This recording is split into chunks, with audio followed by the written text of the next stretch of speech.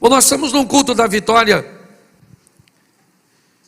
e com certeza um dos maiores personagens bíblicos quando o assunto é vencer, provavelmente o que vem à nossa mente, ou um dos que permeiam a nossa mente, é Davi. E olhando para a história deste homem, eu comecei a me perguntar o que transformou Davi em um vencedor. Como é que ele conseguiu romper tantos desafios?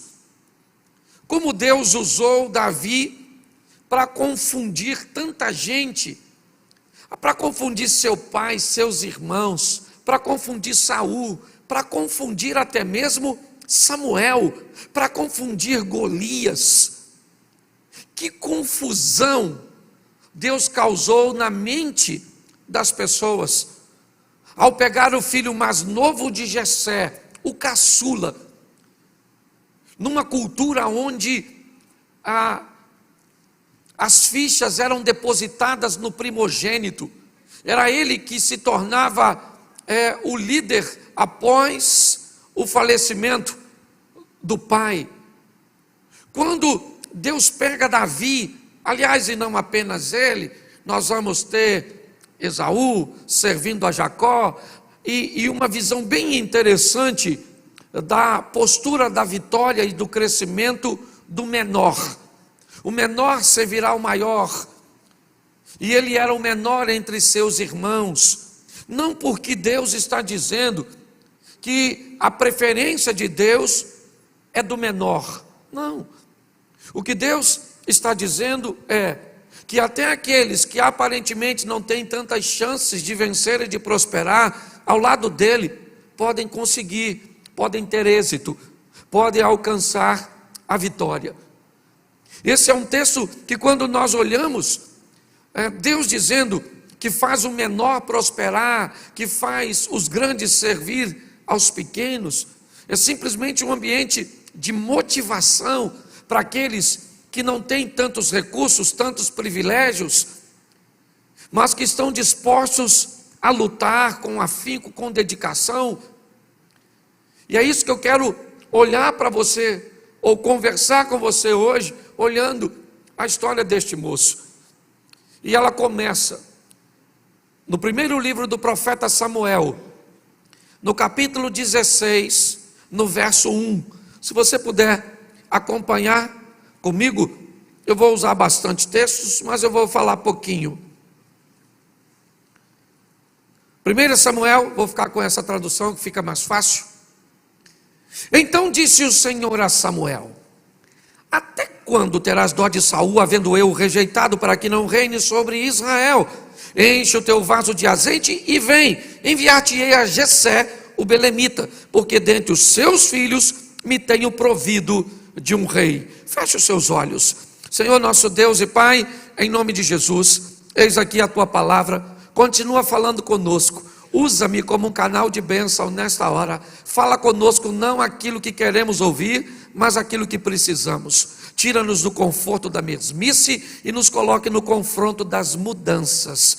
Que a tua palavra, que sempre é bênção para o nosso coração, seja mais uma vez assim, em nome de Jesus. Você pode dizer amém? Amém. Isso. Preste atenção nesse texto, porque ele sugere que a ordem que Deus vai dar a Samuel nessa ocasião já era um assunto que Deus vinha tratando com Samuel, sinalizando para o profeta que ele iria fazer uma mudança, ele ia depor um rei e ia constituir um novo rei de Israel. É importante entendermos e não culparmos demais Saul, porque ele é o primeiro rei, a monarquia ainda é algo muito novo para o povo de Israel.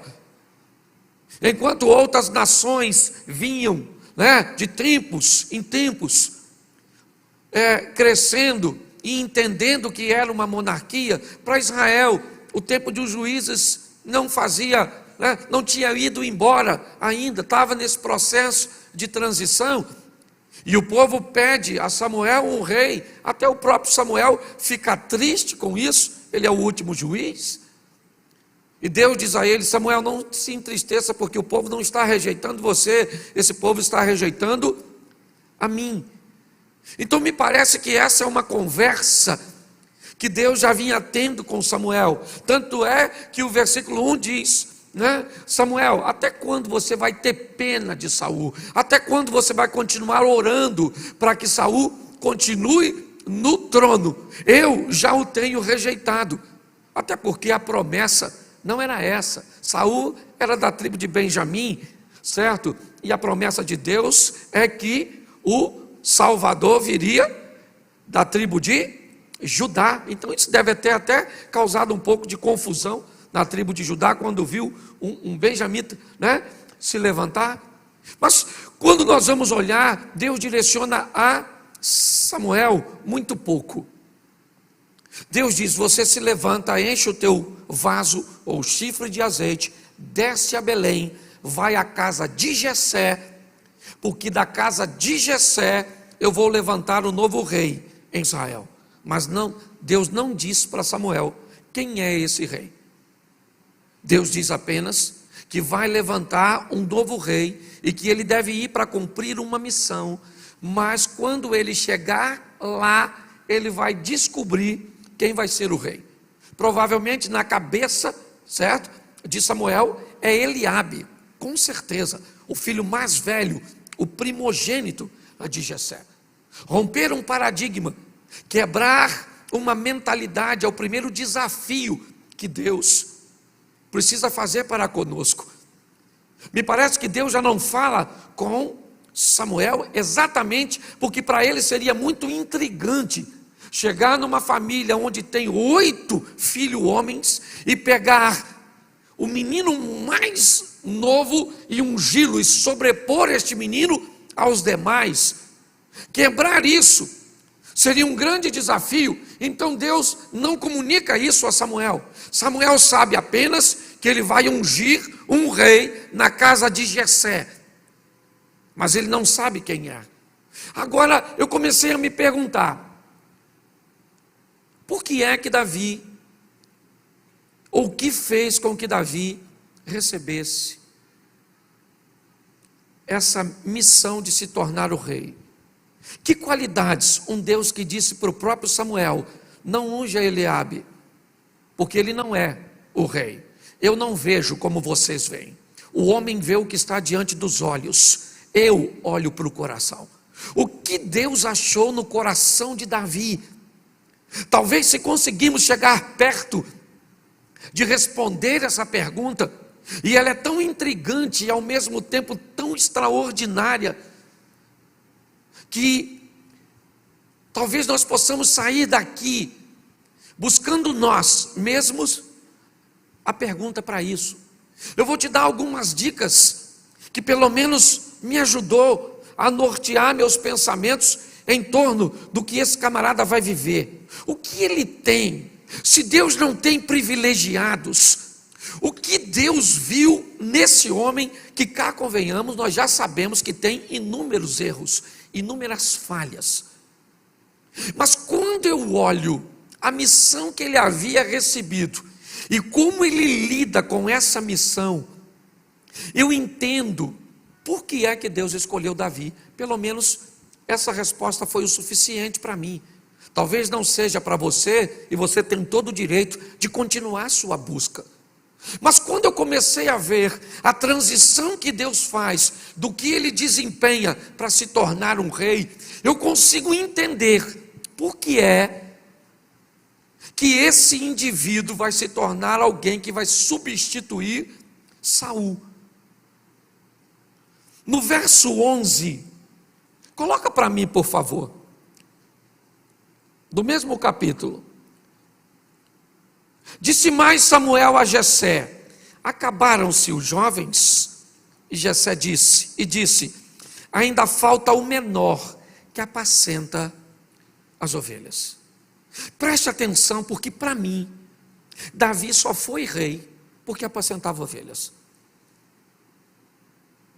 Para mim, a maneira que ele resolveu desempenhar a sua função, a maneira que ele resolveu agir com a missão que lhe foi confiada, E a Bíblia diz que nós não devemos negligenciar o tempo das pequenas coisas. Como esse camarada resolveu lidar com essas emoções, de ver todos os seus irmãos à frente dele, ele o caçula. Sabe, um dos livros, eu já falei isso aqui, que eu li, que me impactou, foi Transformando Suor em Ouro, de Bernardinho, o técnico da seleção brasileira de vôlei, né? Até algum tempo atrás. Hoje me parece que já é o Zé Roberto, nessa transição. Mas preste atenção, quando esse camarada foi jogador, o Bernardinho, ele exercia a função de levantador. E quando ele foi levantador, o levantador titular se chamava William, um dos maiores levantadores de todos os tempos, até porque o Brasil é um dos grandes campeões, né? No vôlei masculino. Mas o Bernardinho tinha pouquíssimas oportunidades de entrar na seleção. O William era uma estrela e o Bernardo então só entrava em movimentos táticos, quando o técnico queria diversificar uma jogada que já estava sendo marcada por William, por suas características. Então normalmente era 1, 2 jogadas e ele voltava para o banco, 1, 2 jogadas e ele voltava para o banco, e poucas vezes ele pôde exercer essa função. E para alguns, ele foi um jogador mediano, medíocre, alguém que conseguiu despontar ainda, que só em chegar à seleção já é algo muito grande. Mas a minha pergunta é: o que esse camarada conseguiu ver do banco? É o que esse camarada conseguiu observar do banco, que já que ele não seria o melhor levantador do mundo, ele poderia se tornar o melhor técnico, o maior campeão de todos os tempos, como levantador.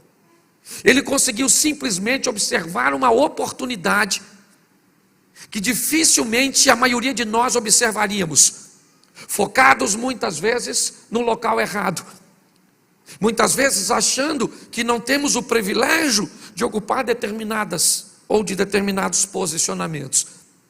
É um livro maravilhoso para quem deseja, né, achar ou descobrir um espaço para se alcançar um ambiente de vitória.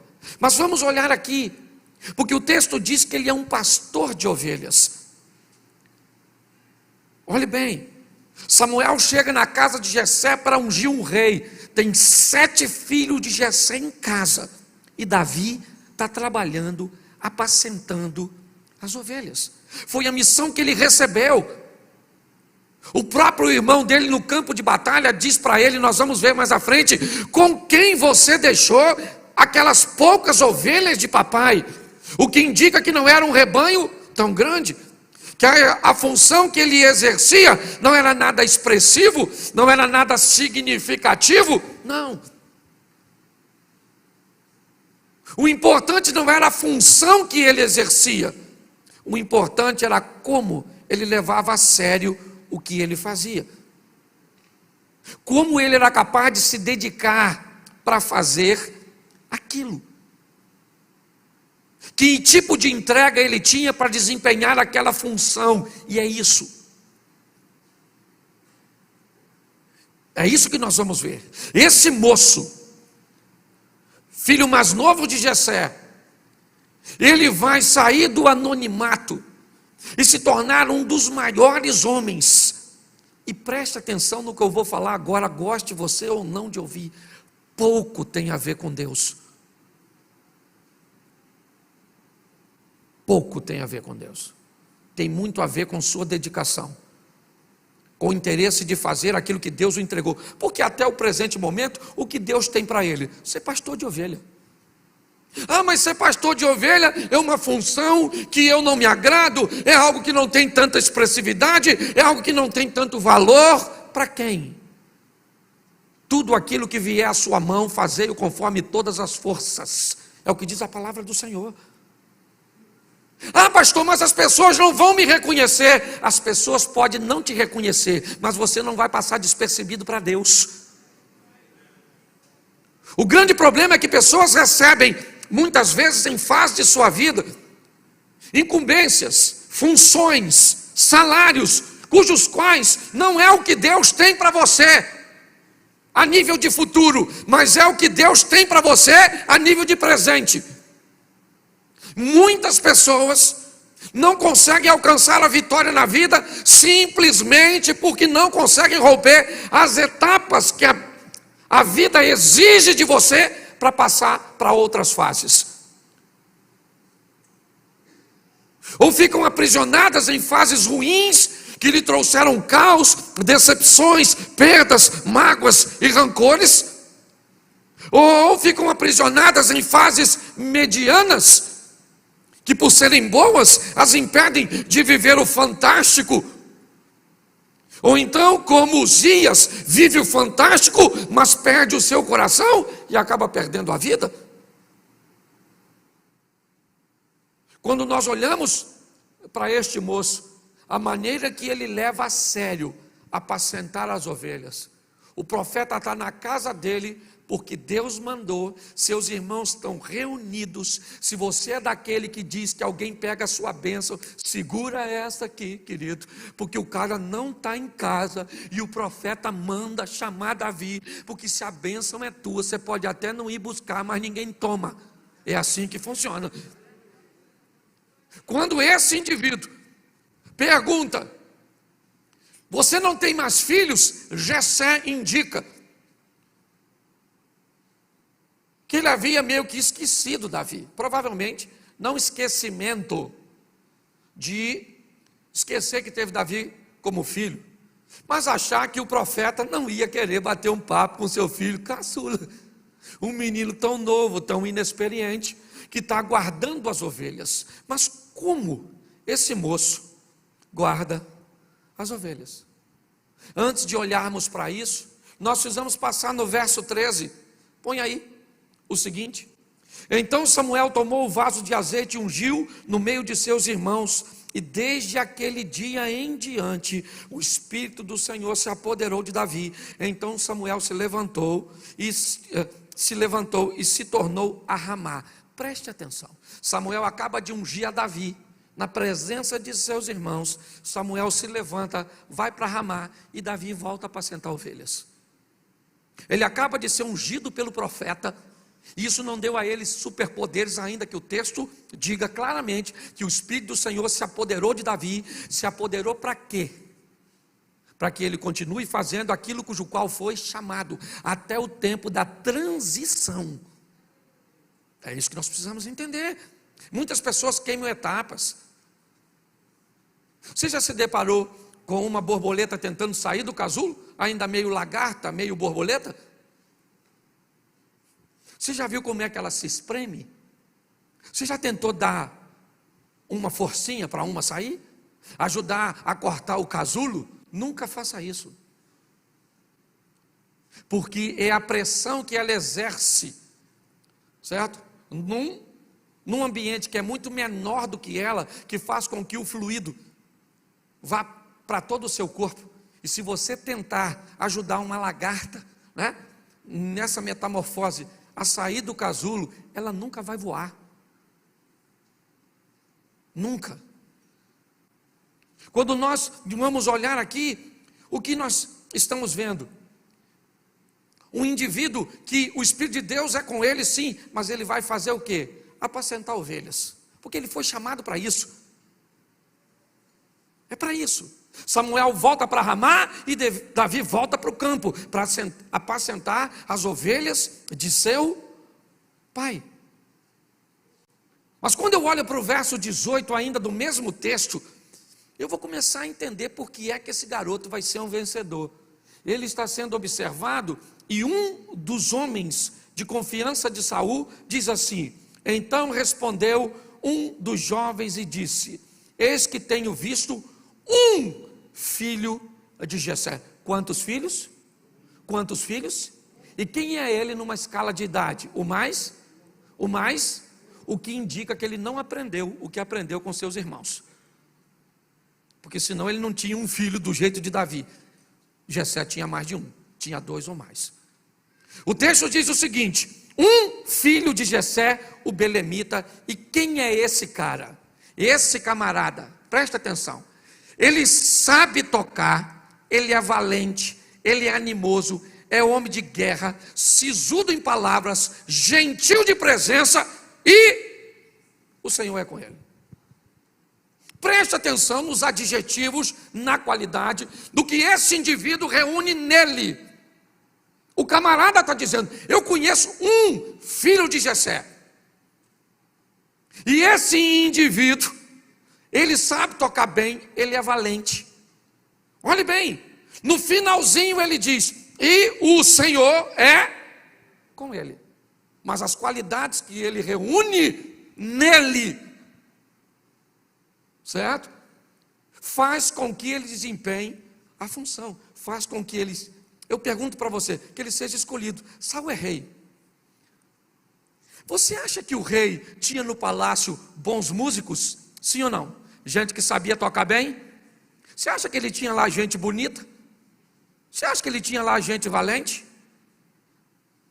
Todos esses adjetivos Davi tinha, sim ou não? Mas o último qual era? O Senhor era. E o que ele vai fazer no palácio?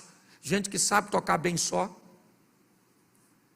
Qual é o grande problema hoje? Ou as pessoas caminham totalmente para o ambiente espiritual e esquecem da preparação, da dedicação, do investimento que tem que fazer em si mesmo, ou então caminha para uma linha de total investimento em si mesmo e se afasta de Deus. Errais por não conhecer as Escrituras e o poder de Deus. O equilíbrio é o segredo do sucesso. Coisas espirituais no mesmo recipiente de coisas materiais. É isso que eu preciso entender. Quando eu olho para esse camarada, o texto está dizendo que quem olhava para ele, que quem o conhecia, sabia que ele tinha qualidades, posicionamentos que o qualificavam para estar diante do rei. Mas o melhor de tudo, o homem que está indicando sabia que Saul estava com um problema espiritual. Então ele termina dizendo: e o Senhor é com ele. Saul disse: então, se o Senhor é com ele, manda chamá-lo. Verso 19. Saul enviou mensageiros a Jessé, dizendo: envia-me Davi, o teu filho, que está com quem? Que está com quem? Eu quero o teu filho, mas eu quero o teu filho que é pastor de ovelhas. Porque 3 dos teus filhos eu já tenho como soldados e militam no meu exército: Eliabe, Abinadab e Samar. Os 3 irmãos mais velhos de Davi já eram soldados de Saul. Quando Saul manda um recado para Jessé, diz: manda para mim o garoto que toma conta das ovelhas. É ele. É esse menino das ovelhas que eu quero. Manda para mim. E aí eu não consigo ler tudo, mas depois você dá uma olhadinha. Davi se apresenta a Saul. Para quê? Você sabe para quê? Verso 17, ou capítulo 17, verso 15. Pula aí um capítulo, versículo 15.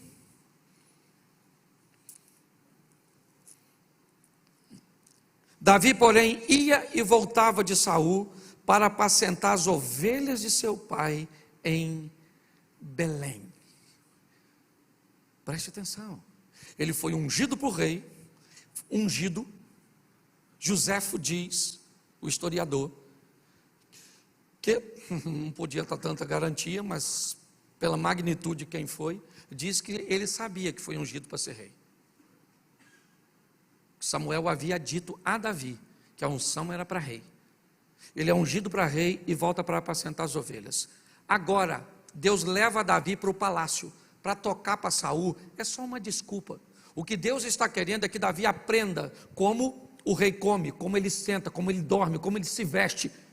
Na verdade, o que Davi vai fazer, isso é muito importante. Escute o que eu vou te falar agora, porque pode ser algo que pode virar uma chave na sua vida. Fique atento aos lugares e às pessoas que Deus vai te aproximar, porque pode ser a próxima fase de onde ou para onde Ele deseja te levar. Entendeu isso? Fique de olho, fique atento. Quando você começa a ser levado para determinados ambientes, e ele é bom, é de ascensão, é de crescimento, fique atento, porque pode ser um ambiente promocional, onde Deus vai te levar para a próxima fase. O texto diz que Davi ia e voltava, ele trabalhava para Saul. Olha bem, ora ele é um músico, um menino que toca, que tem unção, que tem habilidades, que é bom para o rei dormir, mas logo depois ele tem que tirar aquela roupa, ele tem que trocar de roupa, porque não pode chegar lá perante o rei com aquele cheiro de ovelhas, com aquele cheiro de estrume, com aquele cheiro de capim. E ele continua, e agora vai para o campo, para cuidar daquilo que ainda é a sua missão. Sabe qual é o grande problema nosso? Nós olhamos para um vencedor e só olhamos para seu momento, nós não olhamos para a sua história. A maioria das pessoas acha que nós já nascemos tendo e fazendo o que fazemos. Pare e pense. Quando eu olho para esse texto, esse camarada está lá no palácio tocando para Saul, comendo uma comida boa, está tudo tranquilinho, limpinho, mas agora ele vai para o pasto, vai cuidar das ovelhas. Por quê? Porque ainda está no tempo de cuidar das ovelhas. Talvez o seu tempo ainda seja de investir nos seus estudos. Talvez o tempo ainda é de maturar, de solidificar o seu negócio. Então não dá para gastar como outro que já tem um negócio consolidado. Não dá para brincar com coisas sérias. Hoje muitas pessoas se perdem nas etapas. Esse camarada agora volta do palácio para o campo, do campo para o palácio, do palácio para o campo. Ele está revezando. Olhe bem. E ele vai crescendo, ele vai olhando essa estrutura, e no verso 20, ainda do capítulo 17, Davi então se levantou pela manhã bem cedo, e deixou as ovelhas a um guarda. Preste atenção, a responsabilidade dele era o quê? Cuidar das? Ele deixa as ovelhas sozinhas? Não, ele pega as ovelhas e deixa com um guarda. Ele precisa saber que as ovelhas estão seguras, estão guardadas, porque aquilo é obrigação dele. E olha como ele trata. Ele poderia dizer para seu pai: poxa pai, eu já passei a ovelha. Pô pai, eu já toco para Saul. E agora o senhor, presta atenção, Jessé tinha 8 filhos, 3 era soldado, 4 fazia o quê? Você já notou que costumam pedir as coisas quem já tem muita ocupação? Você já notou isso? Os filhos, quem tem 3, 4 filhos, aquele filho mais dedicado que obedece é o sobrecarregado. Toda hora a mãe está pedindo outro, está pedindo. Poxa mãe, está vendo televisão? Pois é, meu filho. A mãe não fala, nem o pai: hoje eu vou alegrar seu coração te dando a resposta. Mas sabe o que a mãe pensa? Pedir nada, aquilo é imprestável. Eu peço a Deus para melhorar um dia, mas não serve para nada aquilo ali, nem para sabão, não é verdade?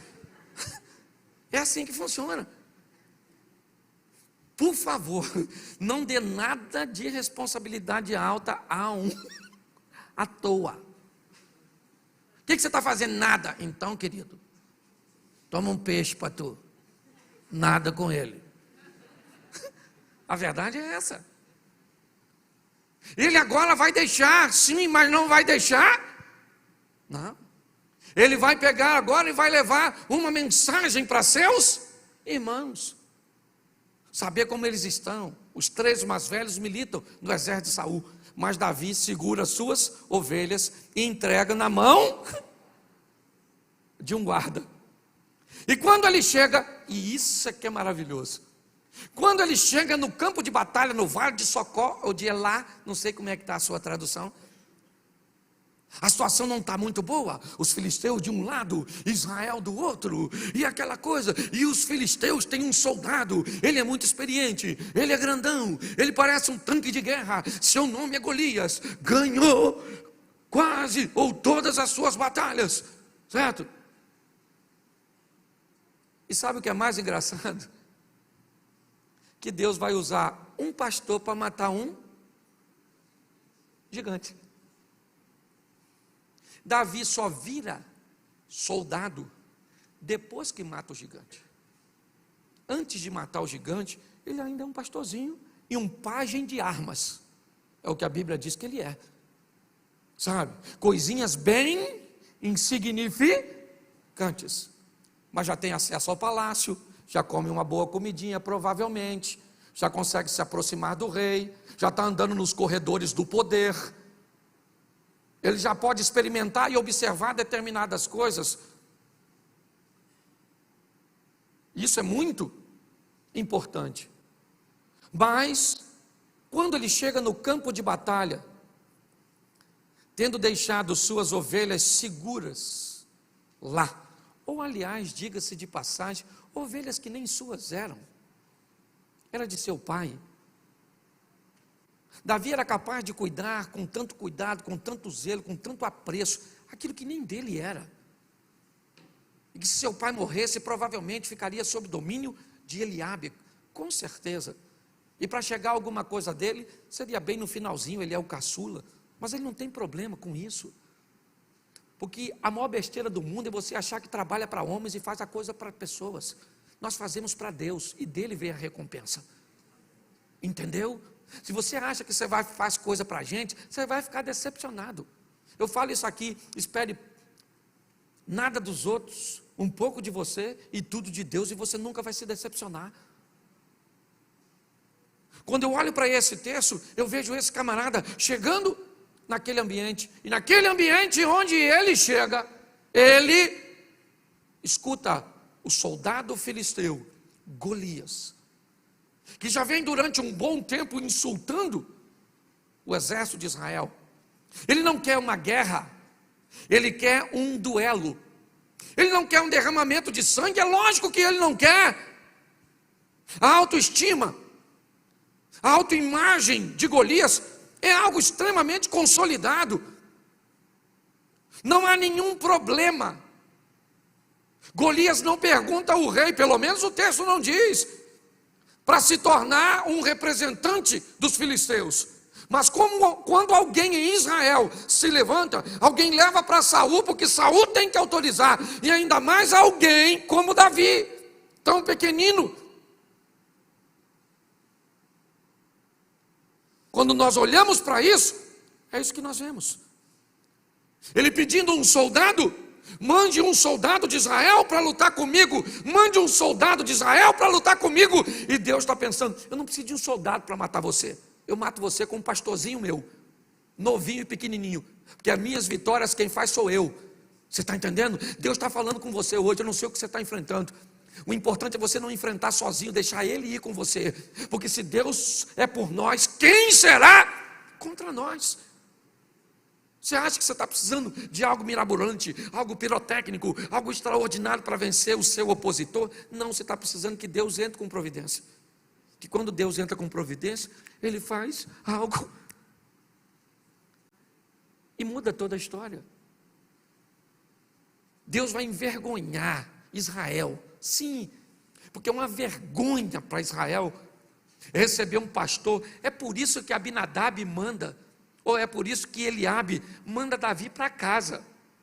Aquele não era um ambiente para pastor de ovelha, aquele era um ambiente de guerreiro. Ali estavam homens de guerra, valentes, preparados, destros.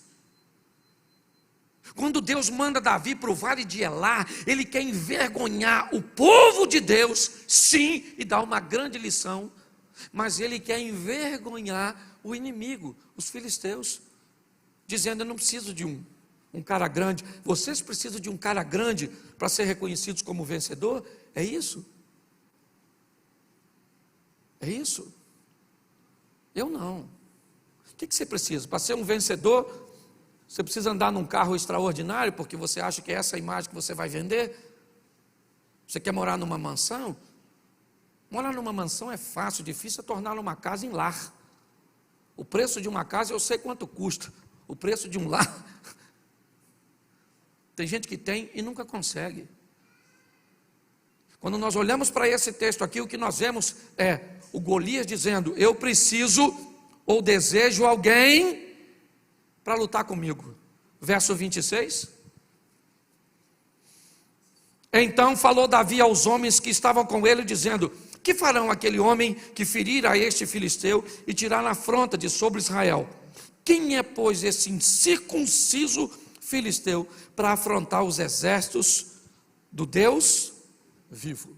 Eu gosto de Davi, porque apesar de tudo, ele também está procurando uma ascensão. Que antes de lutar ele quer saber que de graça ele também não vai. Até porque não é sua função. A sua função é cuidar de ovelha. Quando ele vê aquela oportunidade, primeira pergunta dele: irmão, o que vão dar para quem matar esse gigantão e tirar a afronta de sobre Israel? Alguém falou: 3 prêmios, casa com a filha do rei, fica rico e a casa não paga imposto. Pensa num troço desse. Isso é uma oportunidade da China. Mas tem que estar vivo. E o gigante está acostumado a matar todo mundo. Quando Davi escuta isso, ele diz assim: fala para o gigante que eu mato ele. Agora, a confusão está montada.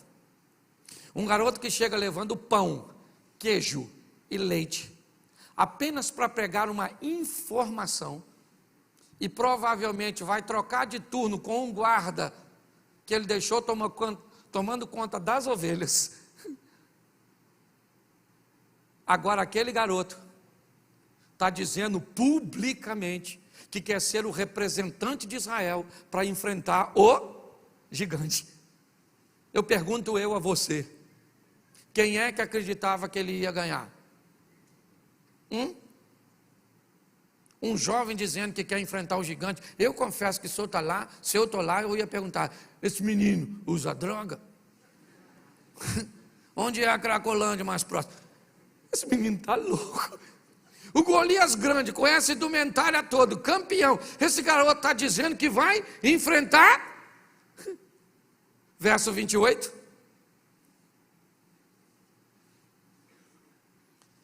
Quando Eliabe, e ouvindo Eliabe, seu irmão mais, falar aqueles homens, acendeu-se-lhe a ira de Eliabe contra Davi, e disse: por que você desceste aqui? E a quem deixaste aquelas poucas ovelhas? O que Eliabe não sabe é que as ovelhas estão sob controle. O que está ruim é o campo, a guerra. As ovelhas estão tudo direitinho. Davi já controlou o ambiente. O problema é que tem gente que não controla o ambiente de cá e já quer controlar o de cá. Esse dia uma irmã falou assim: ô pastor, o projeto ia começar, tinha que orar mais, assim, umas orações noturnas. E eu falei para ela, eu disse assim: a senhora vem no manhã com Deus? Não vem não. Eu falei: se a senhora já não vem no trabalho de oração que nós temos, está querendo criar aquilo. A senhora não vem nem no que tem, quer criar, que não tem. Eu falei: vai plantar batata, dona. Primeiro ele controla o campo está tudo controlado. A vida e a organização desse camarada na sua missão é extraordinária. Mas agora ele está num ambiente descontrolado. É verdade. E ele chega ali, o Eliabe diz: com quem você deixou aquelas poucas ovelhas? Olha o que o texto diz: bem conheço a sua presunção e a maldade do seu coração, que desceste aqui para ver a peleja. Eu imagino que esse texto indica que Davi já era um camarada que falava que ia ser grande, falava que ia vencer, já era um cara que tinha uma autoestima boa, mesmo sendo um pastorzinho de ovelha.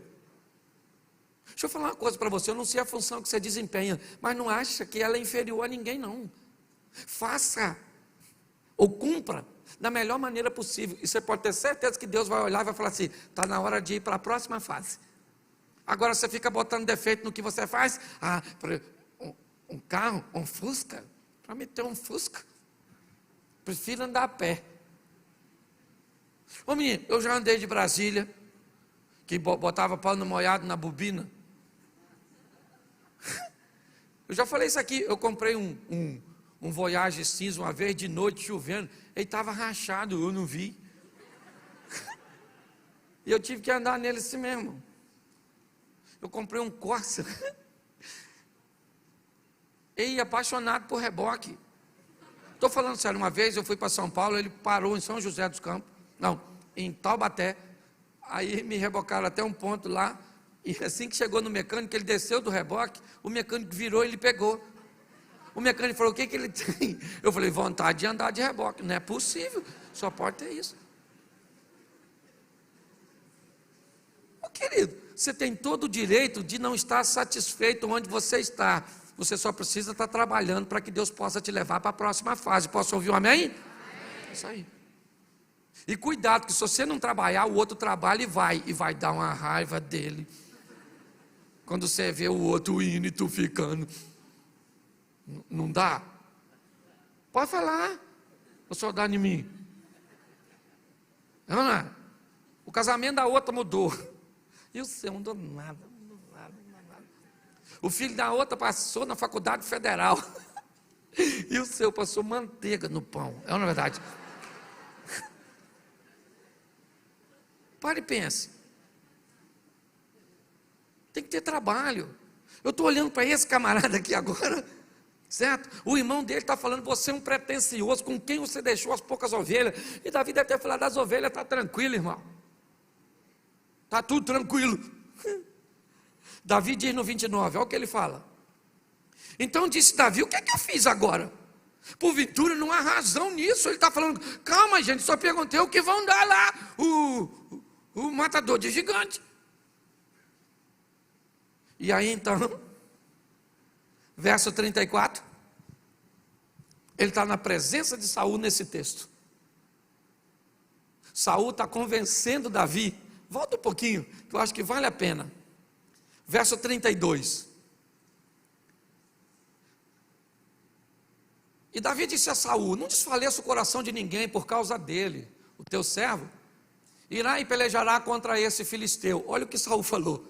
Porém Saul disse a Davi, contra esse filisteu não poderás ir a pelejar com ele, pois tu és ainda moço, e ele, homem de guerra desde a sua...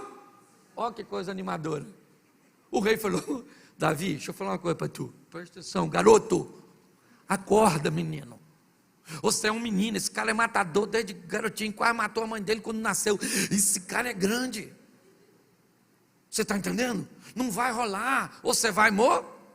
Olha o que ele disse. Então disse Davi a Saul, teu servo apacentava o quê? Olha a tal das ovelhas de novo. Esse cara tinha um negócio com ovelha, parecia carrapato. O cara extraordinário. Ele disse, olha, o teu servo apacentava as ovelhas de quem? De seu? E vinha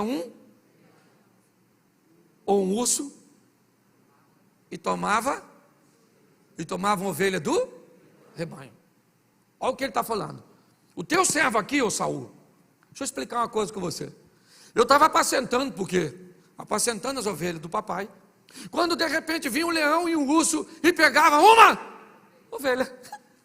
Pronto, pegou uma ovelha, acabou. Sim ou não? Sim ou não? Pois é, mas lê o verso 34 ou 35. E eu saí após ele. Esse é um dos textos mais bizarros da Bíblia para mim, porque leão não é bicho que você corre atrás, leão é bicho que você corre na frente. Olha o que ele falou, o leão pegava uma ovelha e eu corria atrás do leão. O leão com a ovelha, se o leão está com a ovelha na boca, provavelmente essa ovelha já está, mas Davi está dizendo, se ela está morta ou viva, esse não é um problema. O problema é que essa ovelha não é do leão, ela é minha, ela é do papai, e eu fui encarregado de cuidar dela. Então esse leão não vai ficar com essa ovelha não é dele. Você consegue entender isso? É importante nós entendermos isso. Olha o que esse cara está dizendo, eu corria atrás de uma ovelha. ou do leão, lançava-lhe mão o feria e o matava. Davi está dizendo: Saul, até hoje, a função que me deram para cumprir, eu cumpri com maestria. Eu fui lá, matei o leão, matei o urso, peguei a ovelha e pronto. Saul falou assim: então,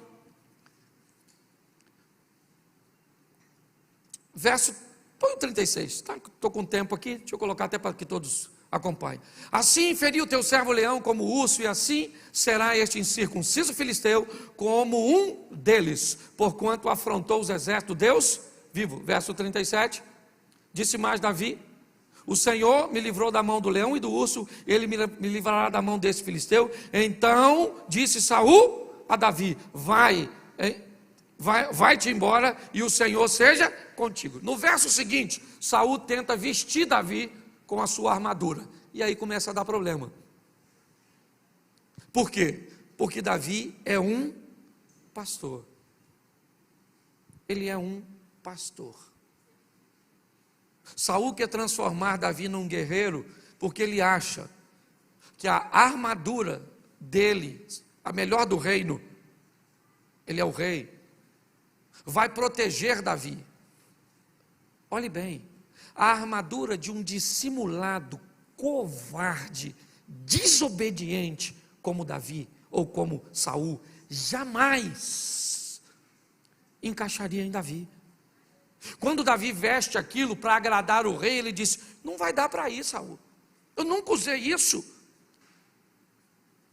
esse negócio não vai rolar. Tirou tudo isso e pegou a sua tiradeira, o seu cajado e 5 pedras, armas de pastor. É com essas armas que ele vai lutar. É nesse ambiente que esse garoto, sim, que já está frequentando o palácio, como músico é verdade, mas que já já vai ser promovido. Já. Ele levou muito tempo para chegar no palácio, é verdade. Ele levou muito tempo para se tornar um pajem de armas, é verdade. Muito tempo para matar um gigante. E se você pensa que ele vai ser rei, agora mais de 10 anos se passam, até que ele seja rei de uma das partes de Israel. Mas quando nós olhamos para este moço, o que vemos é ele enfrentando Golias. Com o quê? Com uma espada? Não, ele não sabe usar. Não é. Ele utiliza a espada depois para matar o Golias, mas para derrubá-lo, Davi vai usar aquilo que ele é bom. Repita comigo: bom. O que você é bom em fazer? É isso que pode mudar a sua vida. Se é relevante ou não perante a sociedade, perante as pessoas ou não, você veio com um dom para fazer o quê? Desempenhe. E à medida que você vai desempenhando, você vai mudando de nível. Você vai vivendo o que Deus tem para você. Quando eu olho agora, ele fere, ele não mata.